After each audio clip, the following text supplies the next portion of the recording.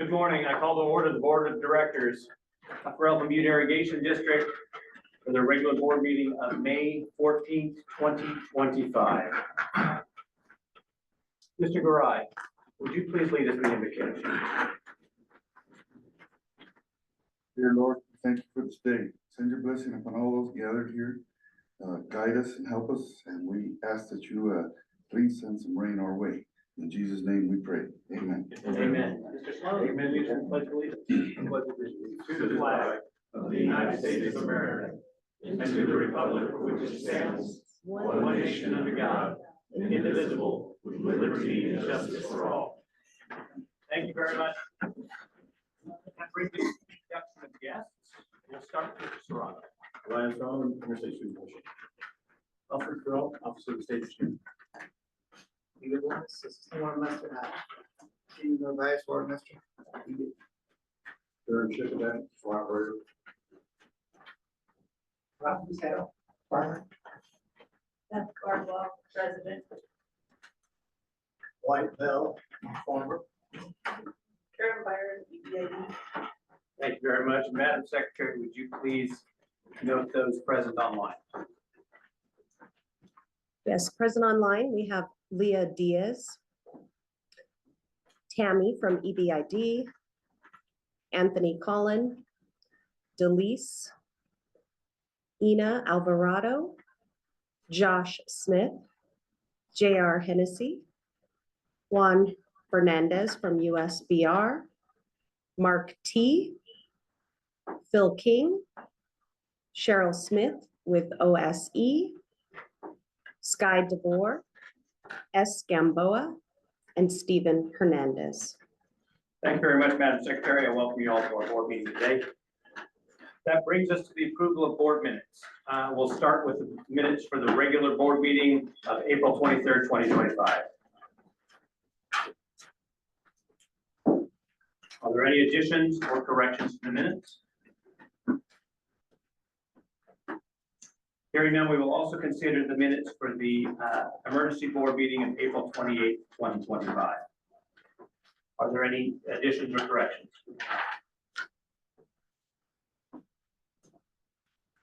Hearing none, I will accept the motion to approve the minutes of April 23rd and the minutes of April 28th.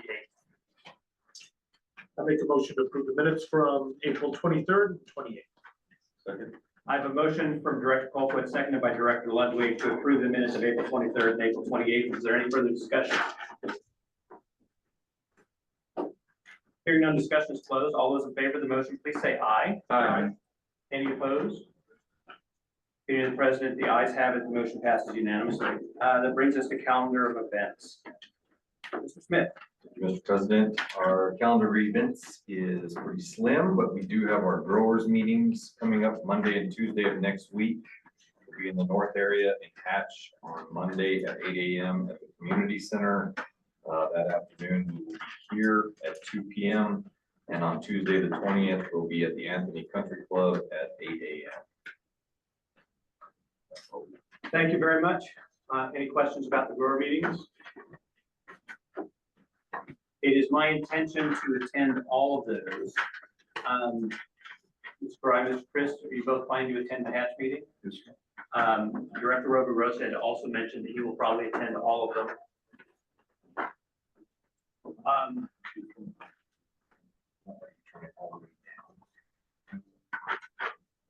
For the Las Cruces meeting, Director Clayshall and Director Sloan, are you intending to attend the central area meeting? So, yeah. I would plan on, I'll go when if I'm needed. Very good. It's only if you choose to attend.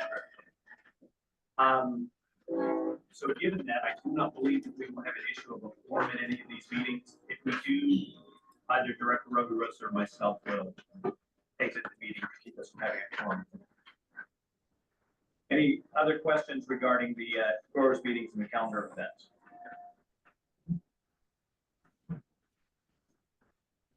Brings us to item 6, which is the adoption of a resolution honoring the memory and contributions of Anthony James Salpek, former president of Butte Irrigation District. So I will read the resolution. It follows. Whereas Anthony James Saltek was born on his family farm in Mesilla Valley, New Mexico, and dedicated his life to the agricultural community. And whereas he served with distinction as the president of the Elephant Butte Irrigation District for 15 years and as a board member for nearly 25 years, demonstrating unwavering commitment to the sustainable management of water and resources. And whereas he contributed to the agricultural diversity and prosperity of the region as a pecan farmer, and whereas he was actively involved with the New Mexico Pecan Growers, the Western Pecan Growers Association, National Water Resources Association, and Family Farm Alliance, and whereas his leadership and advocacy have left a lasting impact on the agricultural and water management sectors in New Mexico.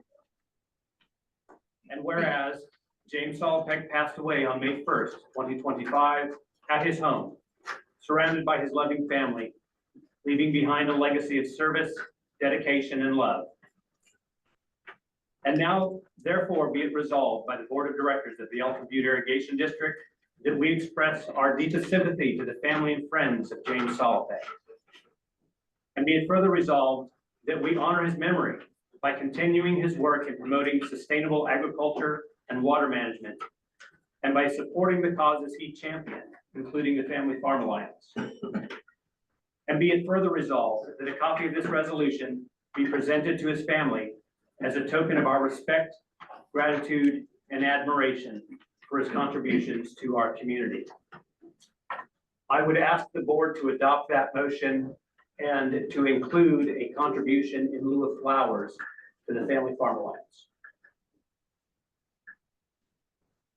I'll make a motion to adopt this resolution. And what amount are you thinking, or do we discuss that now? It would be fine to discuss it. It's in lieu of flowers, so whatever you think would have been appropriate for this body to have. I'd say $100 is what my vote is for Family Farm Alliance. We have a motion on the floor from Director Colquitt to adopt the resolution in memory of Anthony James Saltek and to include a contribution of $100 to Family Farm Alliance in memory of James Saltek. Second. Seconded by Director Glacial.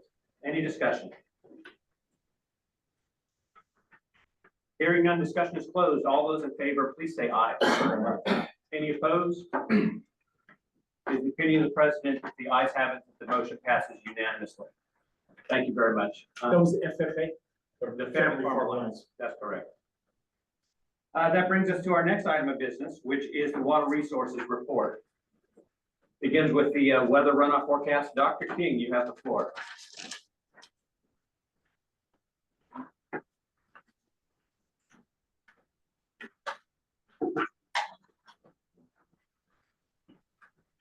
Thank you, Mr. Chairman. Can you all hear me all right? Yes. Okay. I would just like to also recognize the passing of James Saltek. He was a friend and a colleague and a brother in arms for many years, and I learned so much from him.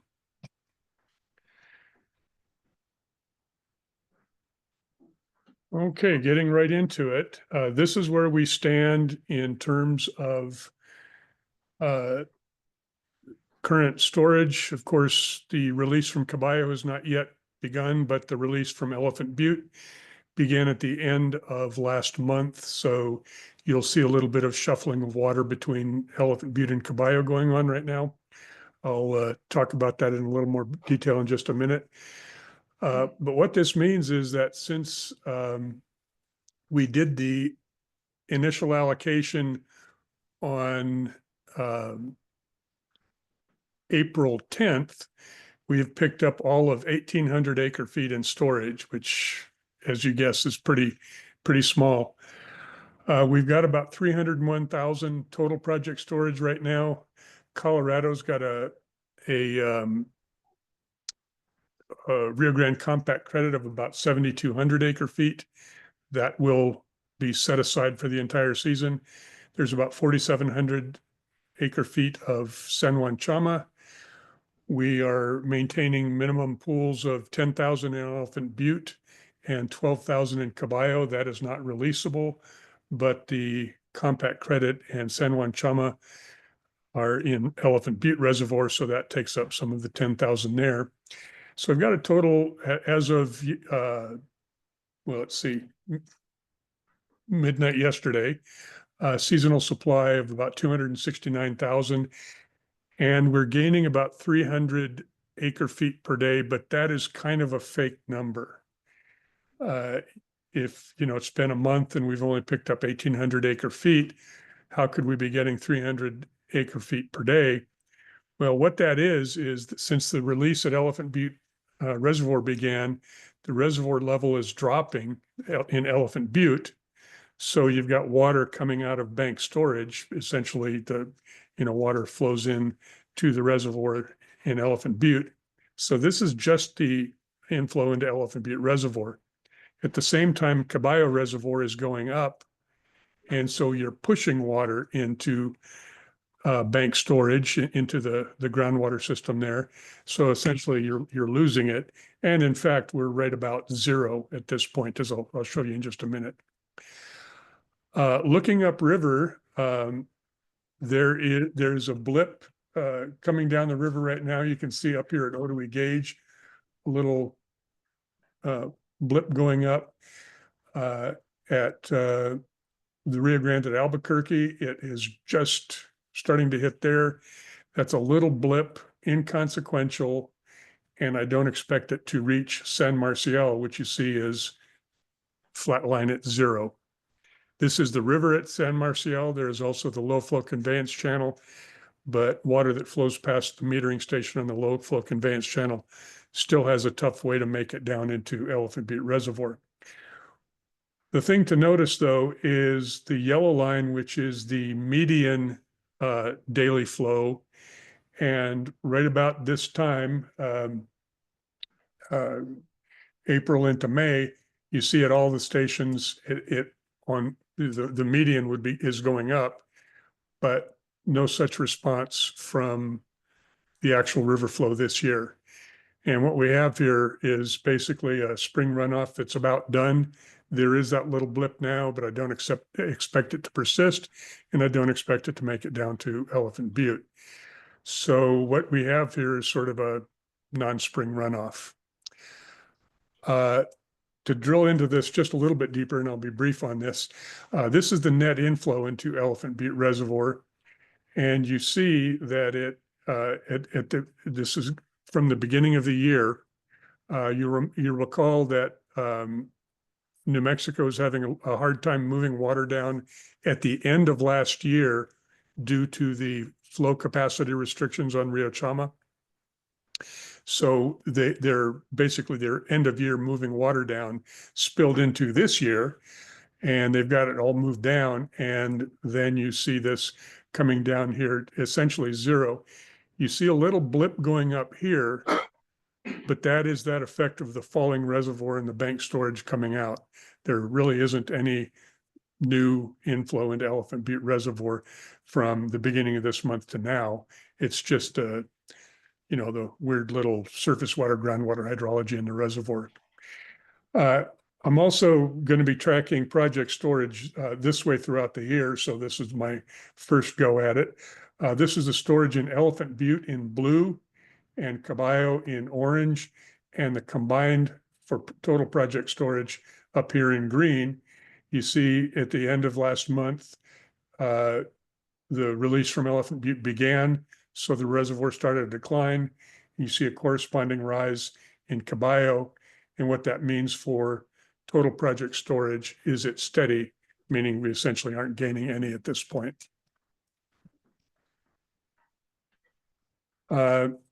This is the snow tell. Don't pay any attention to the snow. It's about done. But at total precipitation, we actually did improve since last month. These are up a few percent across the board for total precipitation.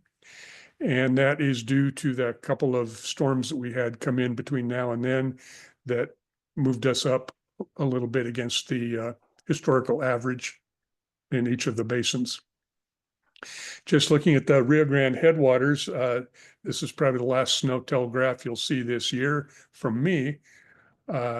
We did get this little blip of snow it's about melted off too, and we will be down at 0 pretty quickly. The green line you see here is the median, and the orange line is last year.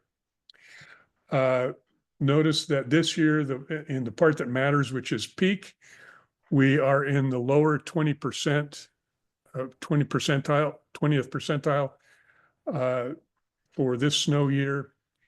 And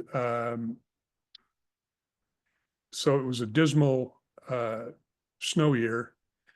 It's an even worse spring runoff year because basically no spring runoff at all is what we're looking at here. And that, by the way, is the snowpack looking at it when we flew up to Denver last month. So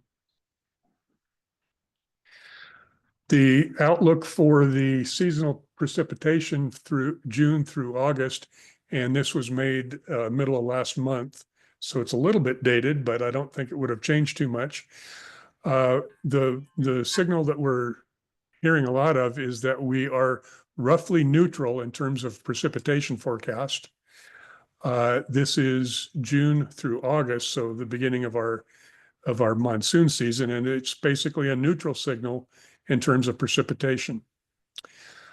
Temperature, not so neutral. We certainly have a high probability of warmer than average temperatures, and I would be surprised if we do not make that one. So the big question here is what's going to happen in the monsoon. Bottom line is, I don't know, and neither do you. The U.S. Drought Monitor is intensifying in the southern part of the state. This is a spread of extreme drought, and you see exceptional drought creeping in from Arizona. We've also got extreme drought through much of the upper and middle Rio Grande in New Mexico here. That isn't expected to change unless we happen to get a good monsoon. Looking at the seasonal drought outlook, there's actually some improvement here, but it's only over on the east side of the state. The Rio Grande Basin remains essentially unchanged, in that it is expected that throughout the basin, drought persists.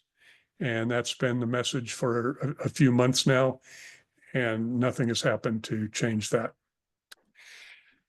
Well, let's get down to business, and that is the allocation. On April 10th, we did an official initial allocation.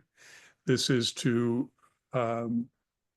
is where we make the first allocation to EBID, El Paso #1, and Mexico. We are looking at a case of extraordinary drought in this year. The chances are vanishingly small that anything else that we would get to a situation where Mexico would go to a full allocation of 60,000. At this point, you saw in my first storage slide, the 269.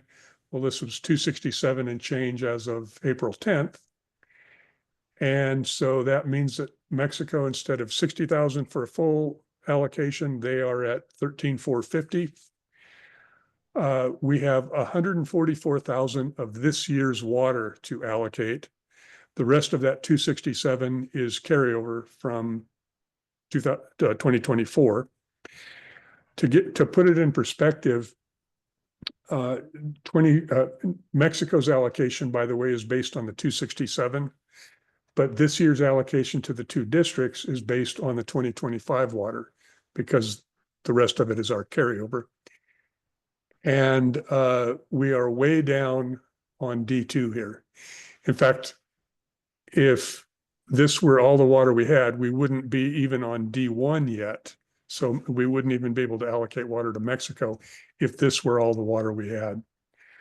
But we're at 144,000 of this year's water. EP #1 had about 59,000 acre feet in carryover.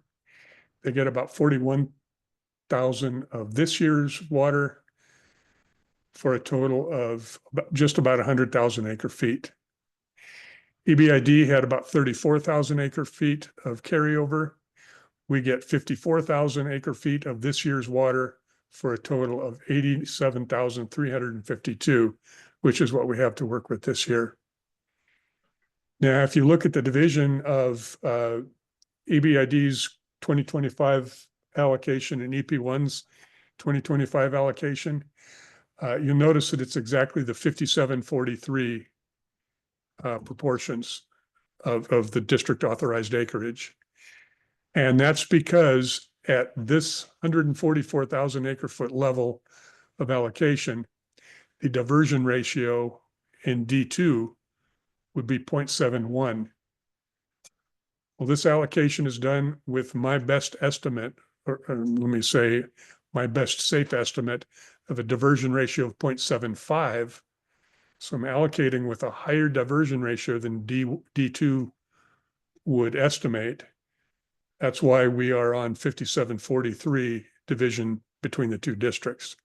We haven't even landed on D2 yet. We'll have a drought correction factor of 1.0 because last year had, the last couple of years have had a release greater than 400,000 acre feet. So we have a 1.0 now. If next year's release and this year's release will certainly be below 400,000 acre feet. If next year's release is below 400,000 acre feet, we'll go back into applying a drought reduction factor, although our methodology may change between now and then. If we look at that 87,352 and spread it out over 90,640 acres and assume a 55% conveyance efficiency from or conveyance factor from diversion to farm headgate delivery of 55%, which we do, this is sort of it's a little bit on the high side. It makes me a little bit nervous, but that would come up with a potential allotment of 6.36 inches. You will hear a recommendation here of 6 inches, and that is largely, 6.36 is not, I would not be, certainly not be comfortable going to 7. The 55 is a little bit on the high side, so that 0.36 makes me a little more comfortable saying 6. Bottom line, then we have poor snow season that call it what it is. It's a failed spring runoff. It just didn't happen. The Elephant Butte release began end of April. James will talk to you about the release sequence for the season here. Bottom line, though, is Caballo gates will open on the morning of May 30th. Friday, May 30th. We are working with 87,352 acre feet for our allocation. That is the initial allocation, and that may well be the final allocation. I'm not seeing anything that would indicate to me that we will have enough water coming in to make an additional allocation this season. So that going forward, I would assume that this is it. And my recommendation is for an initial and what will likely be the final allotment of 6 inches. And with that, I would take questions. Thank you, Dr. King. Are there any questions from the board for Dr. King? Hearing none. Mr. Narvaez, before we move on to the discussion of the allotment, is there anything you have to add on the weather and runoff forecast? No, sir, I agree with Dr. King. We didn't even about it here recently, so we're in agreement with the 6 inches. Thank you, Mr. Narvaez. With that, brings us to our next item on the agenda, which is the initial allotment for the 2025 water season. What is the will of the board? Unfortunately, I moved to allot 6 inches. I have a motion from Director Rosa to allot 6 inches, seconded by Director Garai. Discussion. do we need to also include the allotment of flat raters in the same motion? Or is that what we're gonna say? We do not need to include because the flat raters don't get an allotment. They get a schedule and they are on the agenda shortly. Thank you. Any other discussion? Hearing none, discussion is closed. All those in favor of the motion, please say aye. All right. Any opposed? Being the president, the ayes have it. The motion passes unanimously. The allotment is set at 6 inches. Thank you, Mr. Chairman. Thank you, Dr. King. That brings us to release dates. Mr. Nevice. Good morning, everybody. Sorry about my fat lip. I got some allergic reaction somehow. I'm not sure. Maybe it was hot chili or something. I'm not sure. But just based off of the numbers that Dr. King just presented, let me pull up this screen of an announcement. We're gonna kind of rough draft it to send out to the constituents once we're done with the meeting today.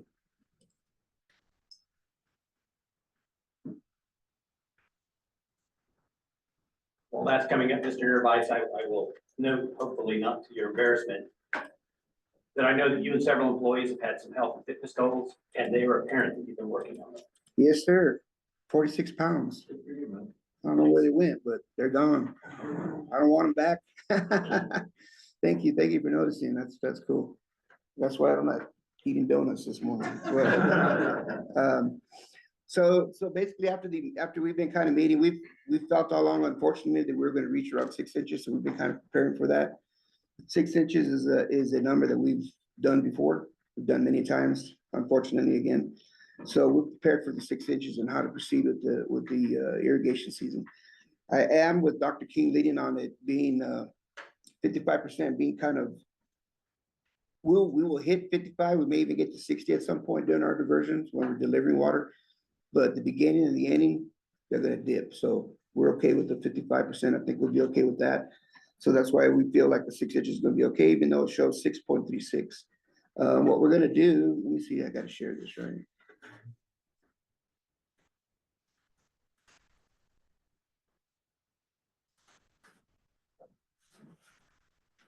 So based off of those numbers, we're gonna open up the water orders desk, May 19th. During Monday to Friday, we'll begin taking pre-orders.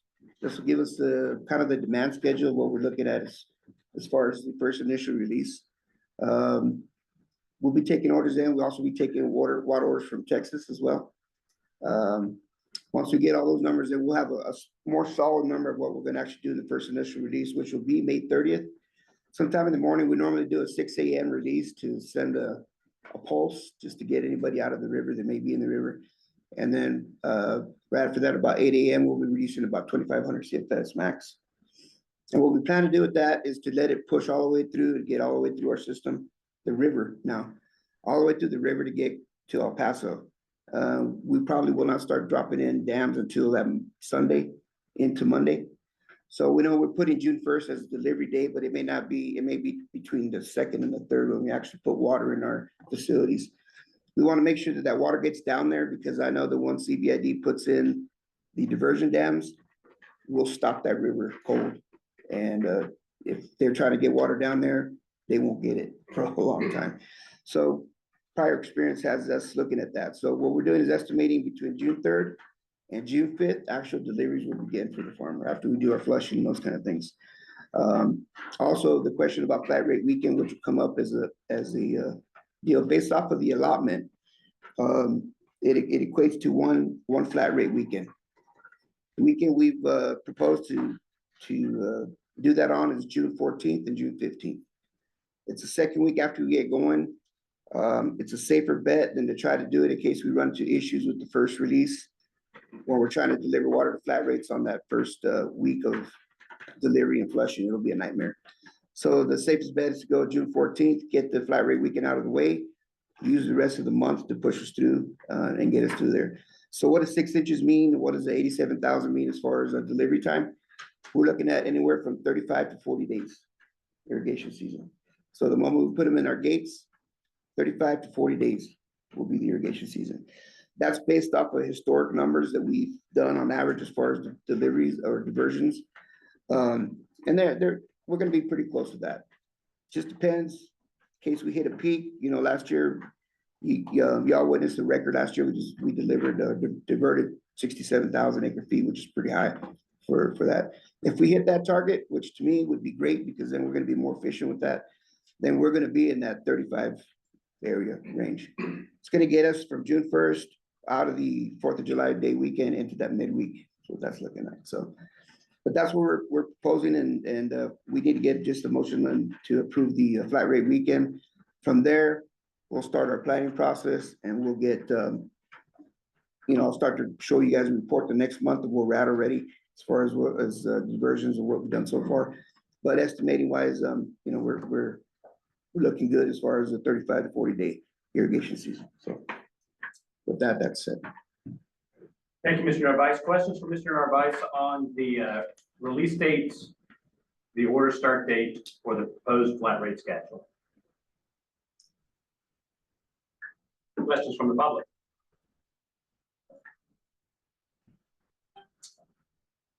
Thank you, Mr. Narvaez. So the part of that we need to approve is the flat rate schedule. It's been proposed to have a single flat rate weekend, June 14th and 15th being the recommended dates. What's the will of the board? So moved. I have a motion from Director Glacial to approve one flat rate weekend on June 14th and 15th. Seconded by Director Rosa. Discussion? Any comments from the public? Hearing none, discussion is closed. All those in favor of the motion, please say aye. Aye. Any opposed? Opinion of the president, the ayes have it, the motion passes unanimously. Mr. Smith, if you would please put out an announcement that water orders will begin May 19th with expected deliveries beginning June 5th. Thank you. Thank you, Mr. Narvaez. That brings us to general and administrative. Ms. Byron. Mr. Franzoy.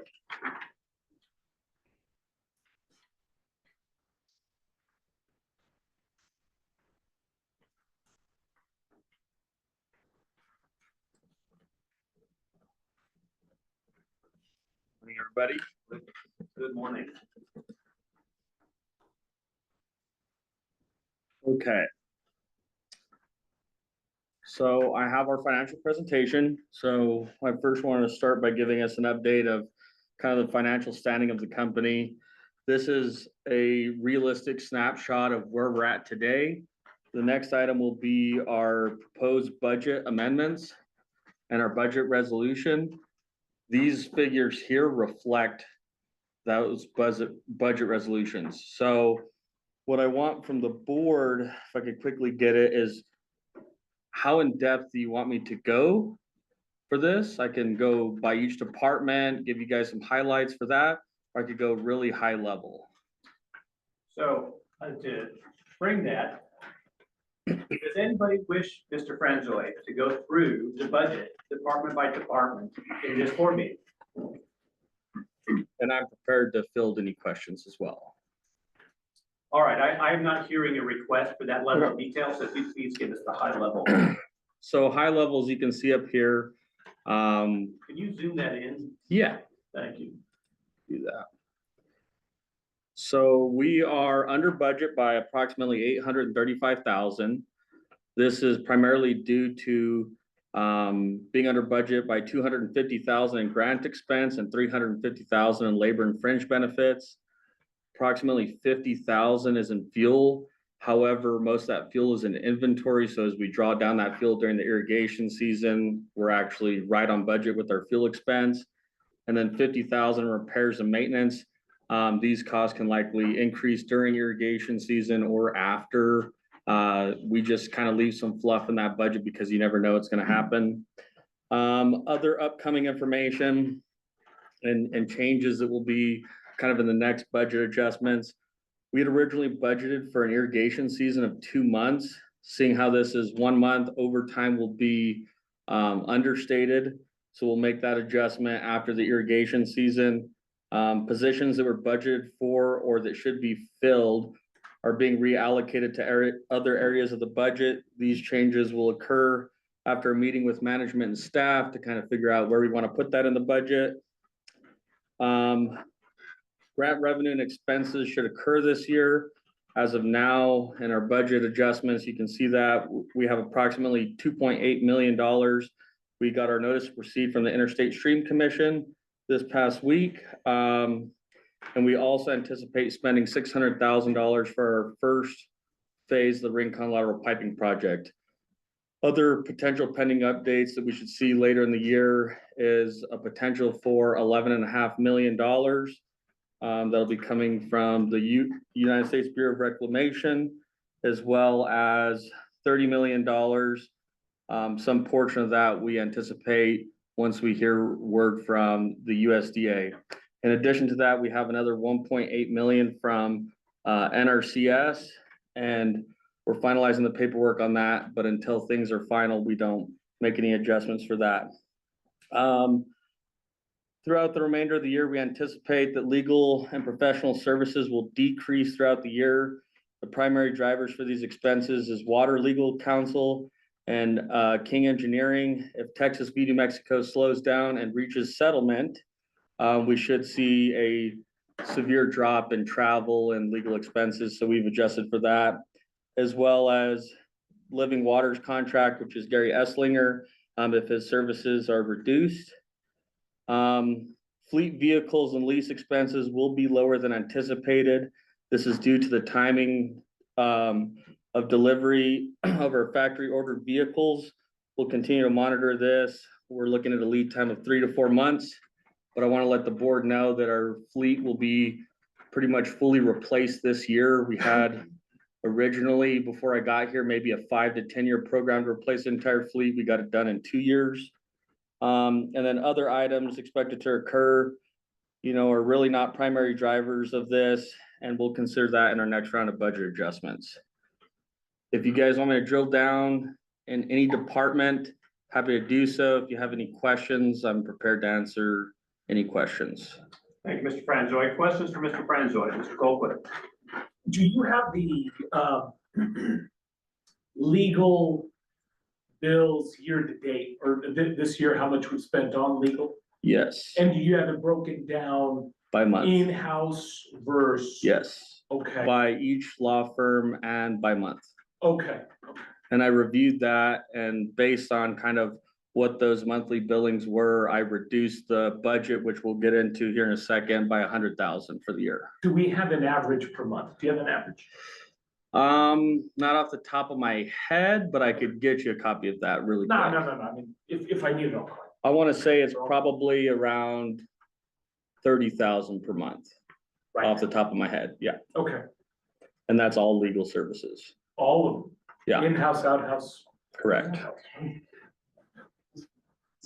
Thank you, Director Colquitt. Any other questions for Mr. Franzoy?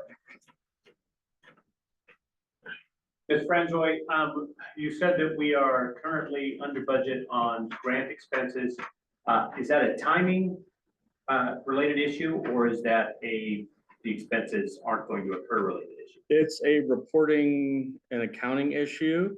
Some of it is timing, which those projects are expected to occur later in the year. But until those projects are marked as complete by the funding that we get, we do not report on those. So we should see those pick up later in the year. Thank you. So it's timing and reporting, not a cancellation of project. Correct. Thank you. You mentioned 2 large grants, approximately $11 million from Reclamation and potentially another $30 million from the USDA. What is the principal use for those 2 grants? The USDA will be approximately $25 million in piping projects and infrastructure projects, and approximately $5 million in on-farm services, which we will be essentially the grantor awarding farmers for grants for water conservation projects or projects that have categorical exclusions that are related to water conservation projects. Thank you. And the reclamation? That will, to my knowledge, we're still working on the SOW for that, but to my knowledge, that will be identical to the USDA funding, where it will be primarily used for pipeline and infrastructure projects. Thank you very much, Mr. Franzoy. Are you presenting the resolution for the budget Yes. amendment? Do you happen to have the attachment to the resolution in a way that you can bring up on the screen. Oh, there it is. I'm struggling a little bit to understand what exactly it is that we're presenting as the budget adjustment. Would you help me understand that? Yes, so in this first column was our original budget. That's what we had budgeted for at the start of the year. The board approved that. These will be budget adjustments as we continue to monitor the budget throughout the year. Adjustments are necessary to be made. And I'm prepared to go over all of these adjustments. And then we get to our kind of final adjustments for our budget in the last column.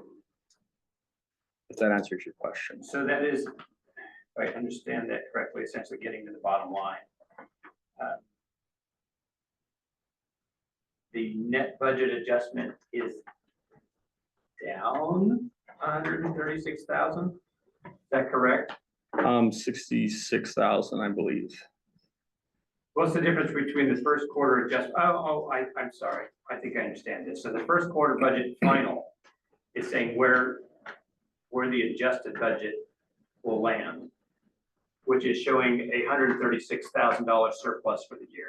Correct. Thank you. And those are year-to-date figures, but that's where we should realistically land at year end. So I'll go over some of these adjustments. If anybody has any questions, please feel free to stop me. So here we have rollover cash. This rollover cash was primarily used for encumbrances, meaning heavy equipment in this case that we ordered in prior years, but we spent the cash for those this year. So we had kind of that cash locked up. You kind of consider encumbrance like restricted cash.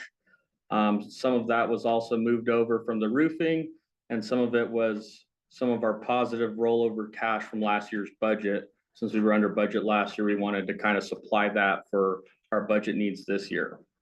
But the primary driver is for dump trucks and dump truck beds that we ordered for the maintenance department. So CapEx. We also have our adjustment to grant revenue. These are the two contracts that I mentioned for the Interstate Stream Commission. We have our notice to proceed. That's that approximation of about $2.8 million that we will spend by June 30th. And then hopefully we'll be receiving 2 more contracts for the remainder of that funding. And that'll be in the ballpark of an additional 10 million, but that'll come after June 30th. So Mr. Franzoy, primary changes are additional grants that we can now put on the books because we signed the contract for. Correct. As well as labor and fringes, this will be adjusted later in the year after irrigation season. Once we kind of see where that overtime is going to be, we are going to see a significant cut in the next budget adjustments for salaries and wages. We are over budgeted right now, but once we kind of have better figures in the next budget adjustment, we'll be adjusting those further. Right now, they're adjusted for what we know currently. Enterprise, we just had to move some of these expenses for fiscal year 25 for our lease expense to finish off our fleet. Going down here, here's another driver. So what we did is we took this 136,000 from the salaries and wages adjustment, and we put it into training and travel, given lots of travel for Texas v. New Mexico, going to events, and our employees wanting to be brought up in more training, and obviously travel for those training conferences. This was an adjustment for the IRA. I made some budget amendments there, which allowed us to get an additional 200,000 materials. We'd originally budgeted 400,000. Now it's approximately 600,000 that we anticipate spending on materials for that project. As I mentioned, these will be expenses for the ISC grant. That's going to primarily be heavy equipment as well as salaries and wages for funding the dam crews to go out and renovate and maintain the dams that we have, as well as funding and equipment for some of the drain maintenance crews to help us out with our drain maintenance. The capital outlay changes is primarily due to that rollover cash / encumbrances that I mentioned. That was primarily the driver was the dump trucks. And then lastly, for building improvements, we have 105,000 that's related to the roofing expense that we fixed last year, but it hit this year's budget. And those are kind of the big drivers, but if there's any other questions on some of the smaller figures, I'm happy to answer those. Any additional questions for Mr. Franzoy on the attachment to the budget adjustment resolution?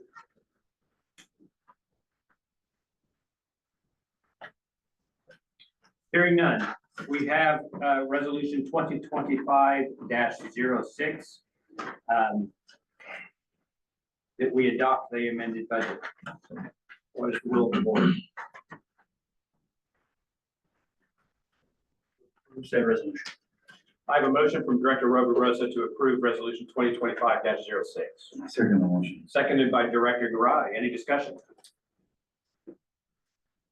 Hearing none, discussion is closed. All those in favor of the motion, please say aye. Aye. Any opposed? Any of the president, the ayes have it. The motion passes unanimously. Thank you, Ms. Franzo. Do you have anything further, Ms. Franzo? Not at this time, no. Thank you. Byron?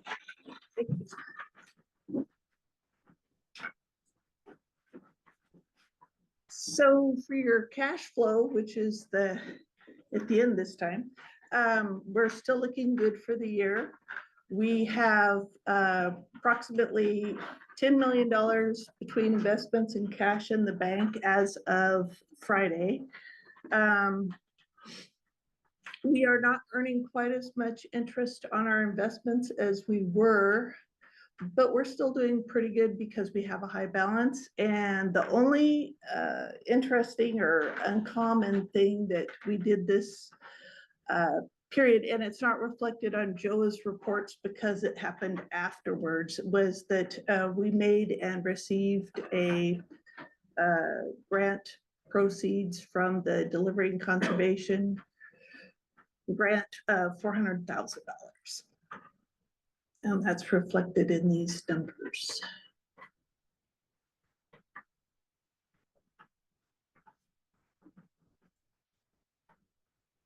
Questions for Ms. Byram on the cash balances report? You said the interest, we're earning less interest, you said? Yes, the interest rate's gone down on our investments with the state treasurer's office. Okay. Oh, what's it at now? The last it was about 4.5. I think it's down to like 4.2. Okay.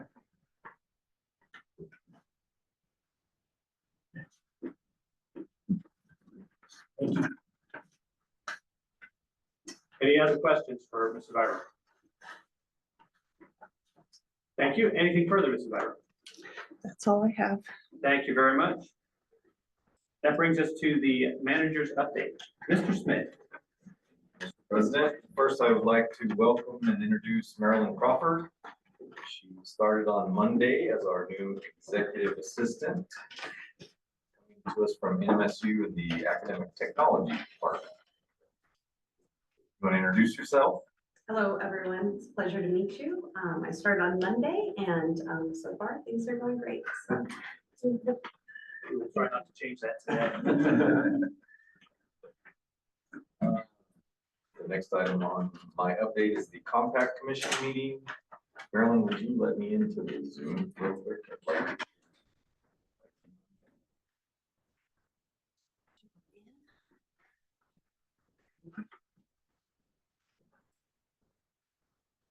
We attended the Rio Grande Compact Commission meeting in Alamosa, the latter. In April.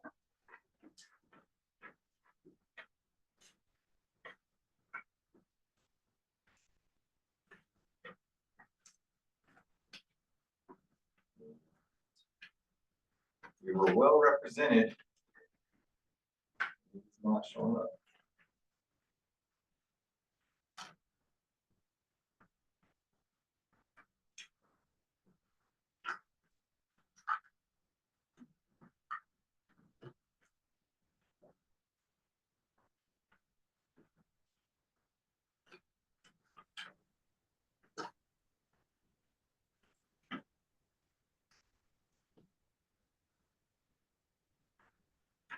Enjoy the technology.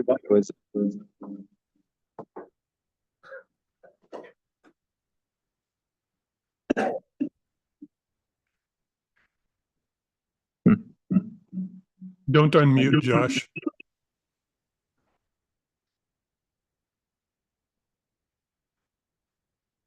So I think We're not going to be able to present. We'll do that at the next meeting.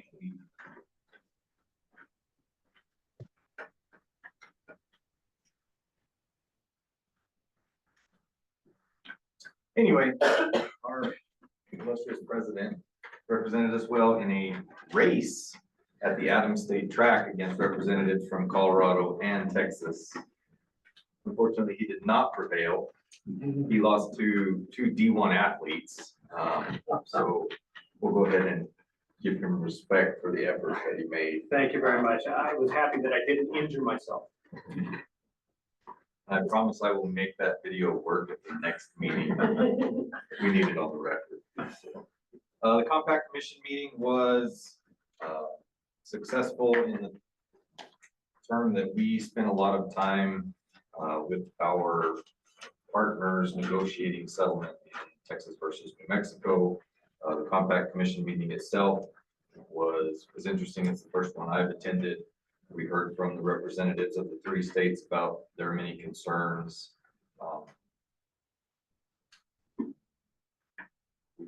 It was well attended. There were other board members present if they would like to comment on their experience.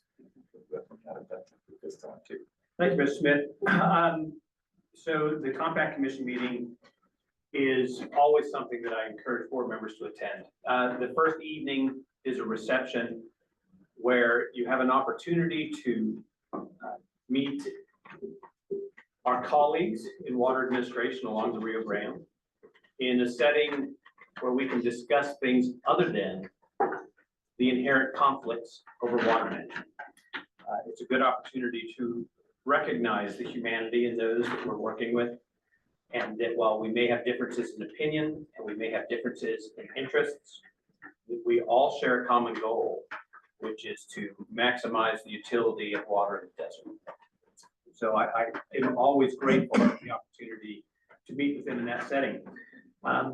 The compact commission meeting, for those that attended the first time, it's an excellent opportunity to learn about the many demands and challenges along the Rio Grande outside of our backyard. We are most familiar with our own problem, but recognizing that other people have problems that they're very familiar with, and sometimes we can find alignment so that we can both get on the same side of the rope and pull together. We can all row the boat in the same direction, and it's a good opportunity to hear those and to work to integrate the problems they're facing into solutions that we're crafting. With that, I'd hand it over to any other members of the board that attended. I'd just like to say it's very interesting. It's my first time there. I'd just like to recognize President Josh and Dr. King for the hard work they did. Countless hours before meetings and after meetings.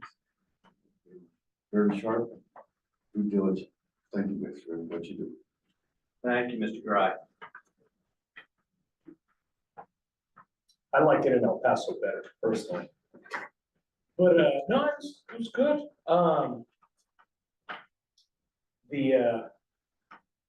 If we wouldn't have gone, like Josh said,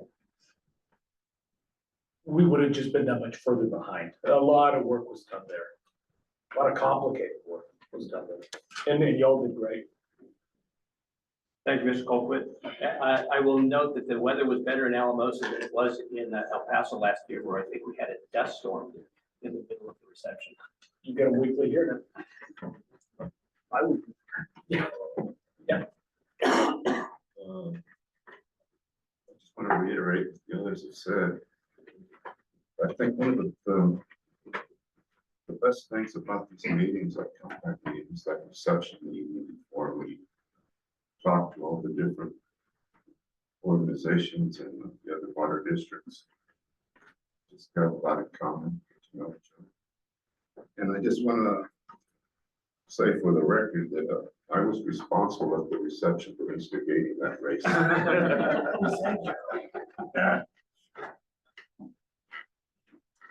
I didn't know that. Thank you for self-identifying yourself. I should mention that it was my suggestion that we wager 50,000 acre feet of water on the race. Unfortunately, nobody took me up on that because I lost. Mr. Smith. Thank you, Mr. President. Last week, I attended the New Mexico Watershed and Dam Owners Coalition Annual Conference. We had our engineering supervisor, Alex Rubio, and Casey McGuire and Alex Montes from Hatch. We anticipate them being on our dam maintenance crew. It was a good conference, honestly, one of the best I've been to as far as the information that was provided. They have two tracks, one is technical and one is non-technical, and I attended all of the non-technical. But the presentations, I got more out of these presentations than I do at many conferences. Ryan Serrano did a presentation while we were up there. He was in attendance too. Talking about our flood control issues, dams, and the partnerships that we're creating down here, trying to deal with that issue. One of the interesting presentations given by Brad Kirksey. So Brad works for Friesen Nichols, who is a subcontractor now to Zach Livin. They're going to be working with us on some of our dam issues, but his presentation was essentially evaluating dams as an asset. We all look at them as liabilities, how to kind of prioritize where those efforts, where maintenance and mediation needs to be done. So it'd be interesting to get a copy of his presentation. Share that board. I gave a brief presentation on Mexico Association of Conservation Districts, National Association of Conservation Districts, and what we've got going on here at EBID. That conference was well attended. It was a lot of engineers. I told them I really enjoy spending time with engineers as opposed to lawyers. That was fun. And like I say, I think it was beneficial. Alex got quite a bit out of it, so it's a good experience. Thank you, Mr. Smith. Any questions on the Watershed and Dam Owners Coalition Conference? Hearing none, Mr. Smith. The next item I have to report on is the Rio Grande Trail. There was a stakeholders meeting held in Hatch a couple of weeks ago that I attended with engineering staff. Apparently, my understanding is this is legislation that was brought by Senator Steinborn in 2012 to establish a Rio Grande Trail. And the idea being a state trail along the lines of the Continental Divide Trail, modeled very similarly to it. It does not require construction, signage. Essentially, they're providing a map of location along the Rio Grande corridor where you can make it from Colorado to Texas. And the conversations that we had, it sounds like their intent, at least through the lower Rio Grande Basin, is to utilize the IBWC levee roads as the trail through all of our district. And Juan in our engineering department, he does have a Google Earth file showing where they're going to cross all of our structures. It doesn't appear that it's going to be an issue, but told them we'd be happy to work with them and figure out what it is they're planning to do. It seems like it's still very early in the planning stages. This is kind of being brought back to the forefront after hasn't moved much in the past few years.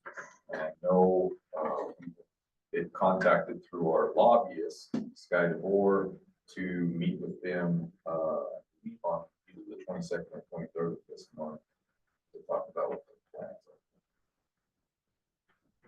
are. Thank you, Mr. Smith. Have they discussed what the authorized access will be? What is allowed to access this trail? So my understanding is hikers, bikers, and horseback, no motorized vehicles. Okay, so not a wilderness standard, but a non-motorized standard. It probably just follows the current, rules set forth by the IBWC, because you can only ride a horse, a bike, or on your feet, I think as it stands now. To even be on the road. Okay, Question and is, there were what do they do when they come to the gate with the horse? Change up there. You have a good point. Or teach the horse to duck hunt.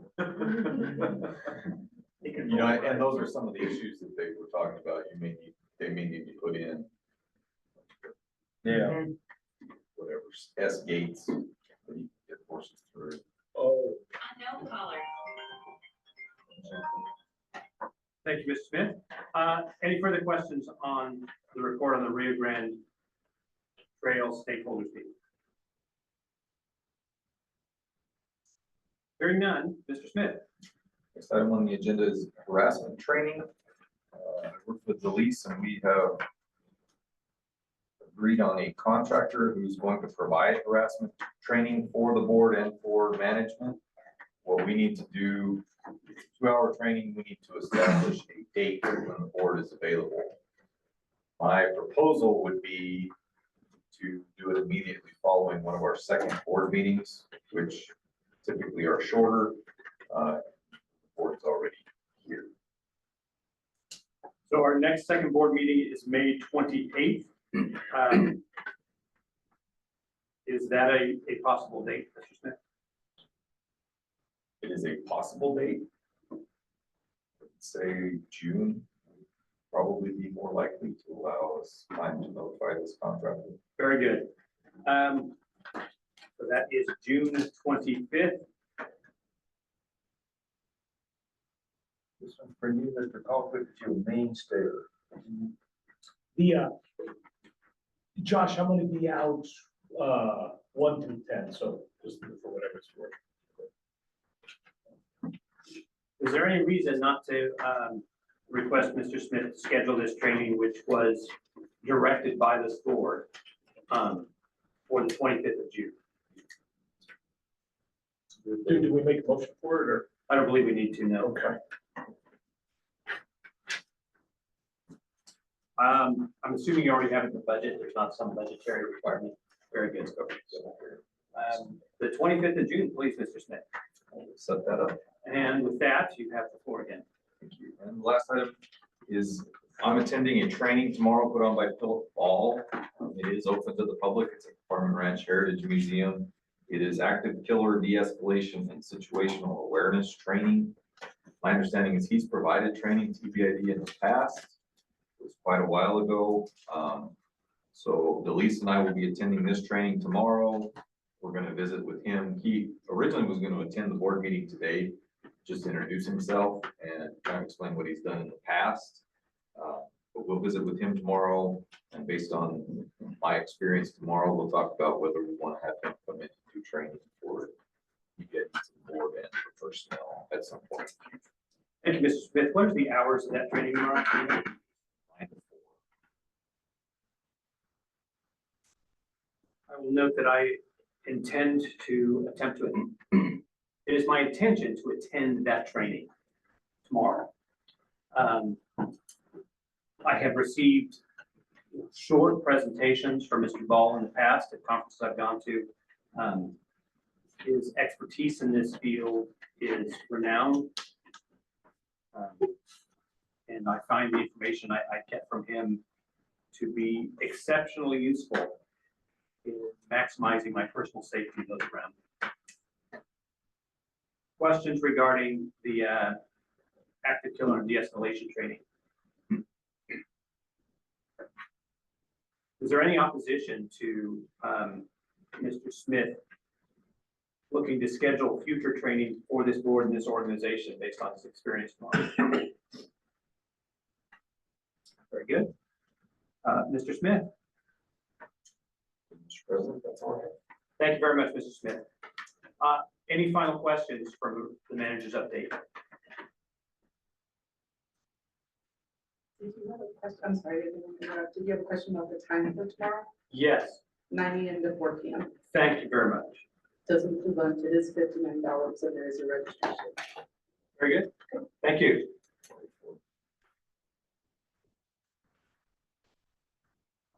Mr. Smith is going to forward me the email on that. That brings us to engineering and maintenance.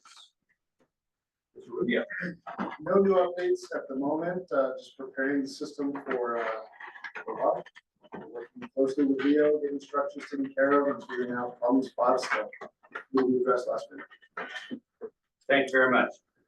Any questions for Mr. Rubio on the maintenance and projects update? Hearing none, that brings us to approval of the consent agenda. Mr. Sloan, I believe your operation is Monte Vista Farms, is that correct? Correct. So I will be pulling the 3 items in the consent agenda for Monte Vista Farms from the consent agenda to be acted on separately. Is there anything else in the consent agenda that wishes to be pulled and acted on separately?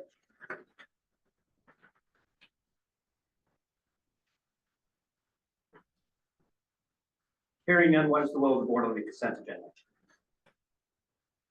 I move to approve the consent agenda with the 3 Monte Vista Farms. I have a motion for Mr. Roverosa to approve the consent agenda, noting that the Monte Vista Farms items are not included. Seconded by Mr. Garai. Any discussion? Hearing none, discussion is closed. All those in favor, please say aye. Aye. Any opposed? Being President, the ayes have it, the motion passes unanimously. Mr. Gamboa, are you prepared to present on the 3 Monte Vista Farms permits? Well, I was thinking it would be part of the consent agenda, but for a bit of Monte Vista Farms, license number 036, as to operate and maintain 2 hardscapes, that's on the right and left banks of the upper Jamboree. The second license we have here is license number 037, Monte Vista Farms, and this is construct and maintain a new vehicle culvert crossing the upper Jamboree lateral. The third license we have here is 038, Monte Vista Farms, and it's to construct and maintain a new vehicle culvert crossing the Castillo lateral. Thank you very much. Staff's recommendation? What, Mr. Gamboa, what is staff's recommendation? They are recommended. Thank you. I will note that the land use fees have been requested to be waived on those 3 permits in compliance with our policy. What is the will of the board on those 3 permits? I'd like to make a motion to pass, or to approve, thank you, those 3 permits with waiving the fees for Monte Vista Farms. Thank you. And so for the record, those are licenses number 2025 L036, 037, and 038. I have a motion to approve them from Director Colquitt. Seconded by Director Chris? No. Any discussion? Hearing none, discussion is closed. All those in favor of the motion, please say aye. Aye. Any opposed? Any abstentions? Yeah, just like a note. Abstain. Thank you. So in the opinion of the president, well, I better announce the vote. We have an aye from Mr. Garai, an aye from Director Christ, and an aye from Director Roverosa, an aye from Director Glacial, an aye from Director Colquitt, and an aye from Director Ludwig. 1 abstention from Director Sloan. The motion passes unanimously with 1 abstention. I think that's the appropriate way to describe that. Thank you, Mr. Lewis. That's going to bring us to health, HR and safety, is that correct? Yes. HR and safety. Mr. Smith. You have the HR report in your packet. We currently have 81 employees with 1 recent hire, Maryland. We are testing and interviewing for an equipment operator in the south. We don't have any retirements this month or recognition of employees this month. And the upcoming holiday is Memorial Day, Monday, May 26th.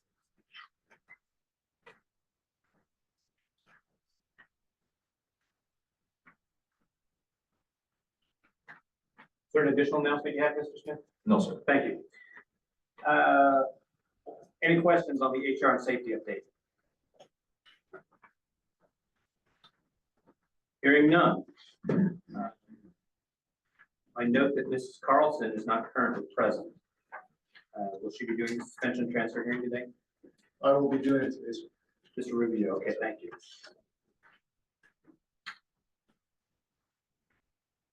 That's where we're headed, so if you want to come on up, I'll start.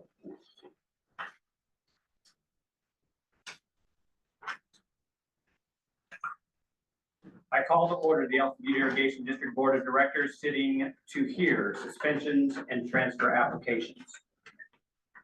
The board is convened to act upon applications by landowners in the district to transfer water rights pertinent to lands within the district, which are not suitable for irrigation or capable of being properly irrigated to other lands within the district. These applications are filed under section 73-13-4 of the New Mexico statutes. This board will decide if, within their judgment, the other lands within the district may be profitably and advantageously irrigated. The applicants are identified as listed on Exhibit A. The applicants were required to publish notice in any newspaper published within Doñana County of EBID taking action to consider a resolution allowing the transfer. The publication should have listed the time and place of this meeting, listed the action to be taken by this board, listed a description of the move to and move from lands, and listed the reason for the requested transfer. Does staff have a copy of the notice of publication? Yes, sir, Mr. President. Were all the required points in the publication? Yes, sir. Was the last publication date made prior to this hearing? Yes, sir. Thank you. We will now proceed with presentation by staff. After that, the board members can ask questions of the staff. We have no water transfers this month. We do have 12 voluntary suspensions that total to the amount of 7.68 water righted acres to suspend, and staff recommends approval on all. Thank you very much. Mr. Rubio, questions from the board? Is this going Director Sloan. Is this going to EBID? This goes, yes.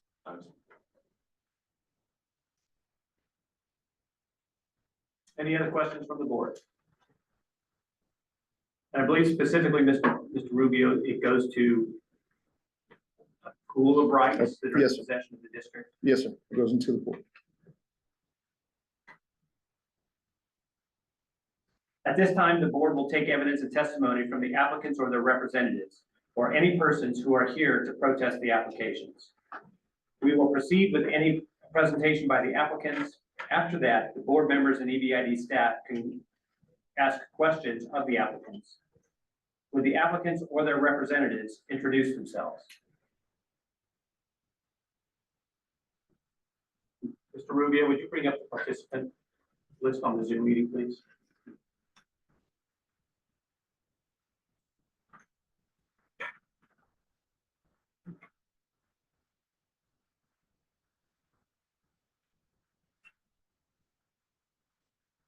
If you are an applicant and wish to speak, please unmute yourself at this time.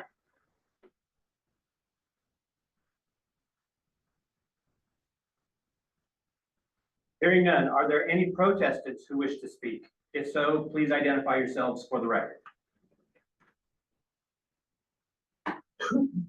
And the same request, if you are online to protest these suspension applications, please unmute yourself.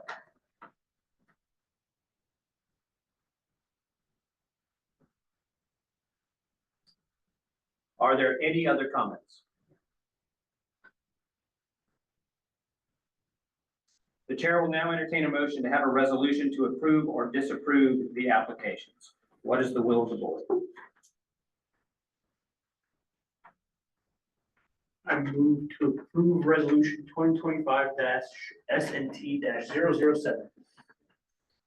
I have a motion, Mr. Rosa, to approve resolution 2025-SNT-07. Seconded by Director Garai. Any discussion? Hearing none, discussion is closed. All those in favor of the motion, please say aye. Aye.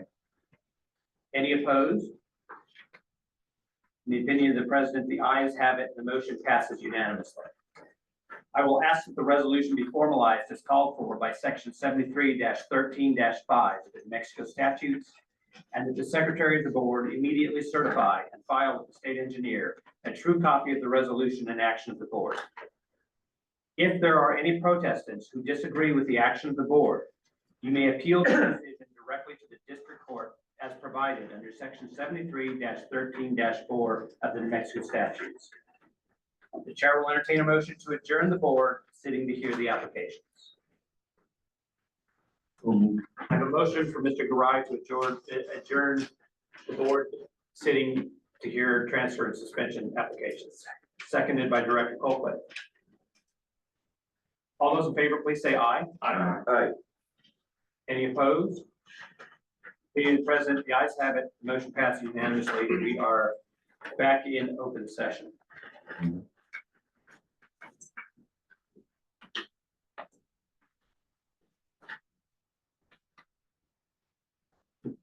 That concludes the business of our open session agenda. Is there any other items of open business which wish to be mentioned at this time?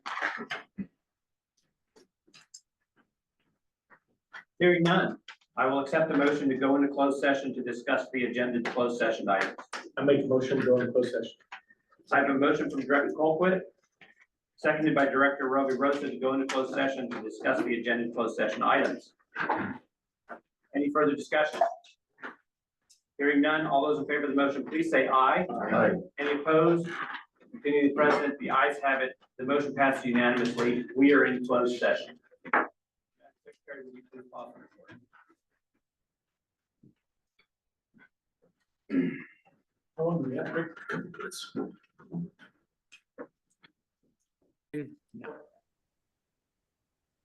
Having covered all the business that we needed to cover for our closed session agenda, I will accept a motion to come out of closed session. I move to come out of closed session. Second. I have a motion by Director Roby Rosa, seconded by Director Garai to come out of closed session. All those in favor, please say aye. Aye. Any opposed? Being present, the ayes have it. The motion passes unanimously. We are back in open session. I will note for the record that no items were discussed in closed session other than those that were mentioned in the motion to go into closed session, which were the agenda closed session items. Is there any other open session business? Marilyn Crawford is talking, apparently. That's us. Oh, duh. Yeah, the new one. Sorry.